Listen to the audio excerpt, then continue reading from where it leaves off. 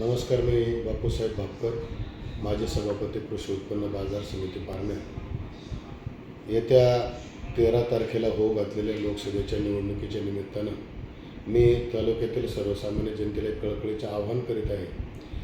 की तालुक्याच्या जडणघडणीमध्ये प्रथमतः पवारसाहेबांनी दुसऱ्यांदा आपल्या तालुक्यावरती लोकसभेची उमेदवारी देऊन विश्वास टाकलेला आहे. सर्वसामान्य कुटुंबातील व्यक्ती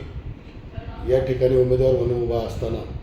खऱ्या अर्थानं जनशक्ती विरुद्ध धनशक्ती अशी लढत या ठिकाणी चालू झालेली आहे. मी कळकळीची विनंती अशी यासाठी करतो की स्थानिक हेवेदावे बाजूला ठेवून गट तट पक्ष पार्टी या सगळ्या गोष्टी बाजूला ठेवून आपल्या तालुक्यातला उमेदवार,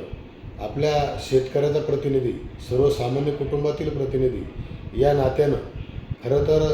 शेतीमालाची BJP सरकारने चालवलेली हेळसांड, दूध उत्पादकांची BJP सरकारने चालवलेली हेळसांड,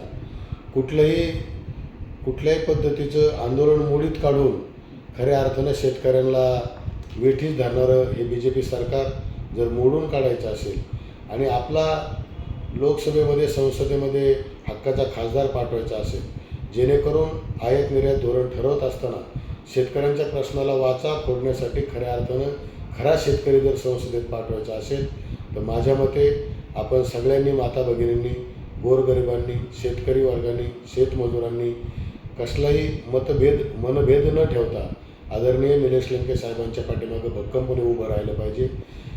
आपल्या पारनेर तालुका सोडून इतर मतदारसंघाचा विचार करता खऱ्या अर्थानं सर्वसामान्य लोकांनी हे इलेक्शन हातामध्ये घेतलेलं असताना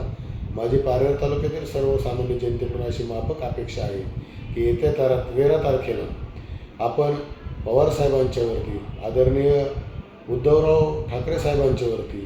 काँग्रेस पक्षावरती ठामपणे विश्वास ठेवून शेतकऱ्यांच्या प्रश्नाला वाचा फोडण्यासाठी तुतारी चिन्हापुढील बटन दाबून आदरणीय लोकनेते निलेश लंके साहेबांना भरघोस मताने विजयी करावं. आपण स्वतःचं मतदान तर कराल, परंतु आपण आपल्या सर्व शेतकरी बांधवांचं मतदान जास्तीत जास्त पद्धतीने घडून आणण्यासाठी प्रयत्न करावा अशी माफक अपेक्षा आणि आवाहन करतो. थांबतो.